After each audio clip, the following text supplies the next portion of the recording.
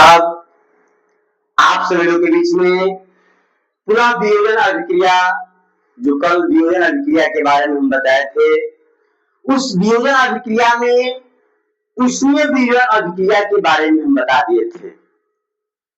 और आज हम लोग प्रकाश अपघटन अभिक्रिया और द्वितीय अपघटन अभिक्रिया के बारे में हम लोग पढ़ेंगे और उसके रिएक्शन के थ्रू, उस अभिक्रिया के थ्रू हम लोग जानेंगे। कहा गया है, न थके हैं पैर कभी, न हिम्मत हारी है हौसला जिंदगी में कुछ कर दिखाने का, इसलिए सफर अभी भी जारी है। तो सभी इंसान के पास, सभी छात्रों के पास उस सफलता की अगली कड़ी की हम लोग चलना है और उस सफलता की अगली कड़ी के दौरान हम चलेंगे प्रकाश अपघटन अभिक्रिया के बारे में। कि प्रकाश अपघटन अभिक्रिया के बारे में हमें समझना है कि प्रकाश अपघटन अभिक्रिया क्या होता है। प्रकाश अपघटन अभिक्रिया, फोटोलिसिस डिकम्पोजिशन रिएक्शन, ठीक है। प्रकाश अपघटन अभिक्रिया, तो इसमें पढ़ेंगे कि वह रासायनिक अभिक्रिया जिसमें कोई यौगिक सूर्य के प्रकाश की उपस्थिति में दो या दो से अधिक सरल पदार्थों में टूट जाता है, बट जाता है, तो ऐसी अभिक्रिया को प्रकाश अपघटन अभिक्रिया कहते हैं। देखिए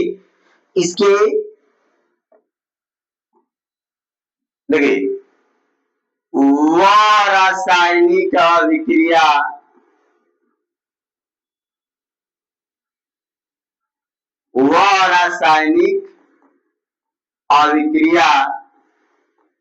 जिसमें यौगिक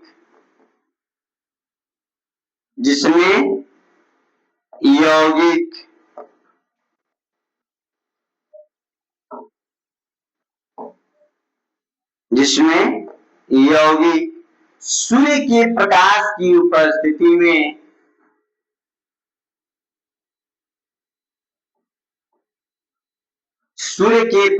की उपस्थिति में दो या दो से अधिक सरल पदार्थों में अपघटित हो जाता है,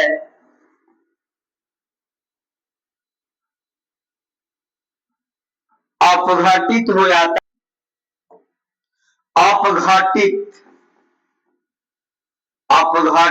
जाता है,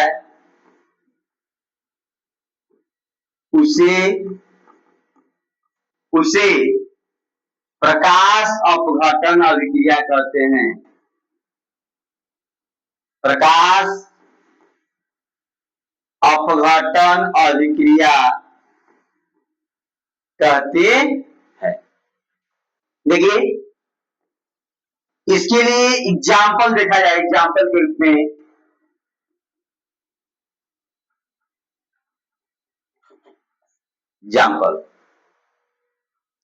silver chloride AgCl solid after reaction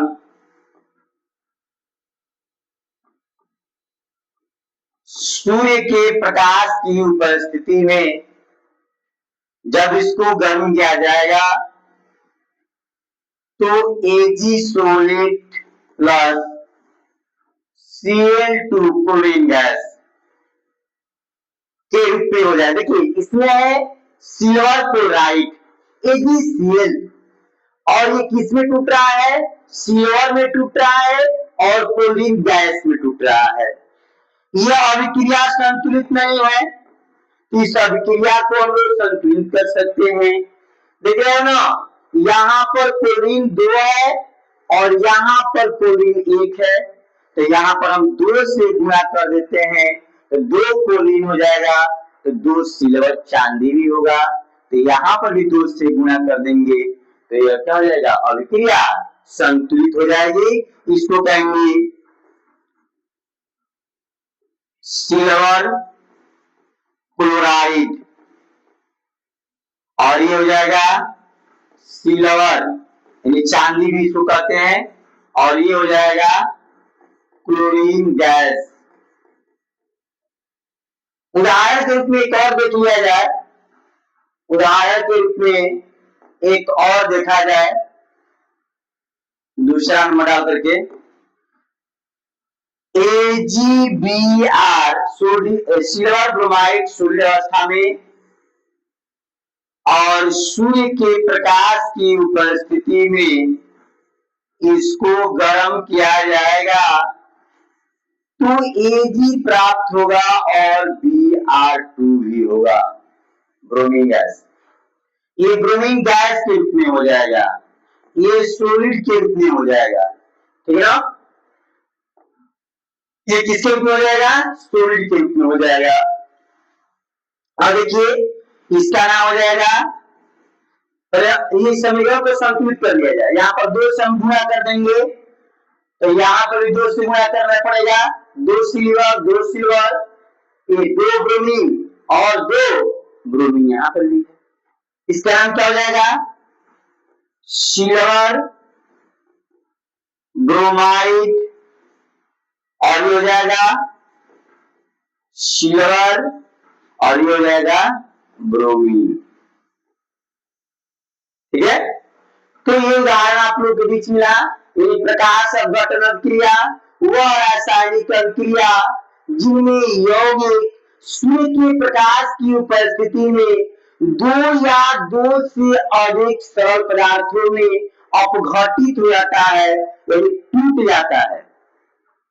तो ऐसी अभिक्रिया क्या कहते हैं, बोलो, ऐसी अभिक्रिया को कहते हैं प्रकाश अपघटन अभिक्रिया। क्या कहते हैं, प्रकाश अपघटन अभिक्रिया। नेक्स्ट देखिए आप लोग विद्युत अपघटन अभिक्रिया। विद्युत अपघटन अभिक्रिया क्या है, इसके बाद देखिए विद्युत अपघटन अभिक्रिया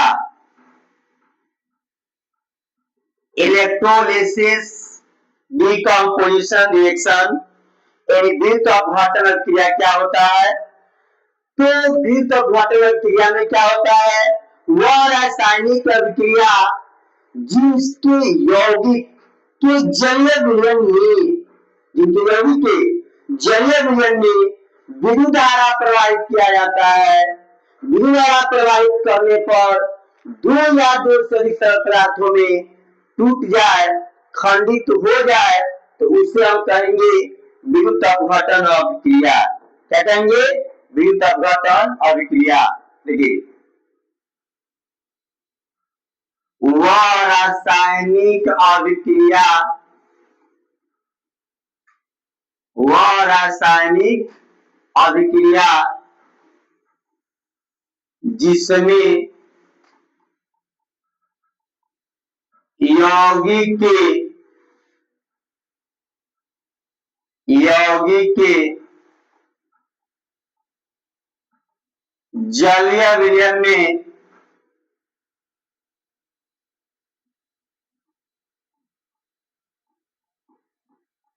विद्युत धारा प्रवाहित करने पर, प्रवाहित करने पर 2 या 2 से अधिक, 2 से अधिक सरल पदार्थों में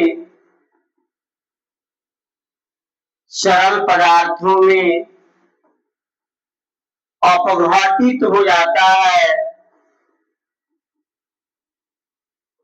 अपघटित हो जाता है, उसे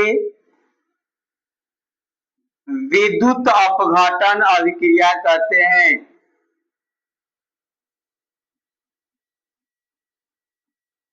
विद्युत अपघटन अभिक्रिया कहते हैं। देखो,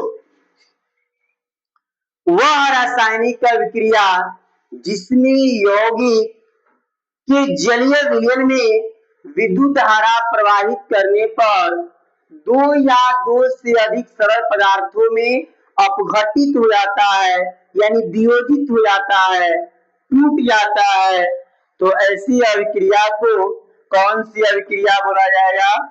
बोलिए साहब, बोला जाएगा विद्युत अपघटन अभिक्रिया। एग्जाम्पल के रूप में देखिए,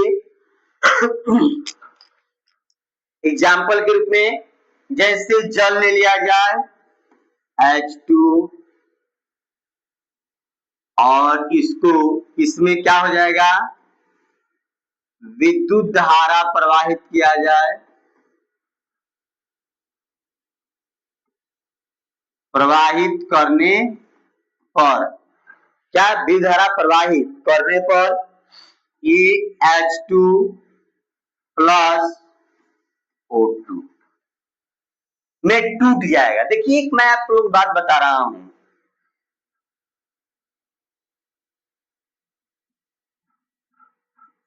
जैसे ये पात्र है, एक पात्र हम ले लिए और इस पात्र में हम जल के कण डाल दिए, ये जल हो गया। क्या हो गया? जल। और ये जल में जब विद्युत धारा हम लोग प्रवाहित करेंगे तो साहब ये दो आयनों में टूटेगा, H2 में और O2 में, है ना? H2 आयन में टूटेगा और O2 आयन में टूटेगा, है ना? और ये वियोजित होगा, है ना? एक धनावेश होगा और एक क्या हो जाएगा? ऋणावेश हो जाएगा। जब अपने किसी भी तार में अगर विद्युत धारा प्रवाहित किया जाता है तो अपने दो आयनों में जरूर टूटेगा, एक धनावेश में और एक ऋणावेश में। तो धनावेश में और ऋणावेश दो आयनों में जब टूटता है तो यही जो जल होता है वो क्या हो जाएगा? हाइड्रोजन में और ऑक्सीजन दोनों में टूट जाता है। H2 और O2 गैस में क्या हो जाता है? टूट जाता है। इस वजह से KCl भी ले लेंगे, KCl शून्यावस्था में रहेगा, इसमें भी धारा प्रवाहित करेंगे तो 2K प्लस Cl2, दो से गुणा कर देंगे, यहाँ पर दो से क्या कर देंगे? गुणा कर देंगे। यहाँ पर भी दो से गुणा कर देंगे, यहाँ पर भी दो से गुणा करेंगे, दो दूनी के चार और दो दूनी के चार, दो ऑक्सीजन यहाँ पे भी हो गया। इस प्रकार से ये क्या था? ये आप लोग के बीच था विद्युत अपघटन अभिक्रिया। विद्युत अपघटन अभिक्रिया में वह रासायनिक अभिक्रिया जिसमें यौगिक के जलीय विलयन में विद्युत धारा प्रवाहित करने पर दो या दो से अधिक सरल पदार्थों में अपघटित हो जाता है, तो ऐसी अभिक्रिया को विद्युत अपघटन अभिक्रिया कहते हैं। विद्युत अपघटन अभिक्रिया किसे कहते हैं समझ में आ गया? तो आप लोग के ये वियोजन अभिक्रिया यानी अपघटन अभिक्रिया कितने प्रकार के बताए गए हैं? तो तीन प्रकार के बताए गए हैं। कौन कौन? एक ऊष्मीय अपघटन अभिक्रिया और एक विद्युत अपघटन अभिक्रिया और एक प्रकाश अपघटन अभिक्रिया। इस प्रकाश अपघटन अभिक्रिया और विद्युत अपघटन अभिक्रिया के बारे में आज हम आप लोग को बताए, और इस अभिक्रिया में और ये बोर्ड परीक्षा के लिए वेरी वेरी मोस्ट इंपोर्टेंट रहेगा। और ये आप लोग को आने वाला जो कल होगा, आने वाला जो दिन होगा, अर्थात आने वाला 2027 का बोर्ड परीक्षा होगा, उसमें आप लोग अगर इस वीडियो को अच्छे से अच्छे तरीके से देखते हैं, अर्थात RS एकेडमी बलिया को अगर छोड़ते नहीं हैं, तो आने वाला कल आप लोग का बहुत ही अच्छा होगा और बहुत ही आनंदमय होगा। तो हमको आशा नहीं बल्कि पूर्ण विश्वास है कि आप लोग हर वीडियो को, हर विषय को ये RS एकेडमी चैनल पर आप लोग जरूर देखते होंगे। हमेशा देखिएगा और आने वाले समय आप लोग के लिए बेहतरीन होगा। धन्यवाद।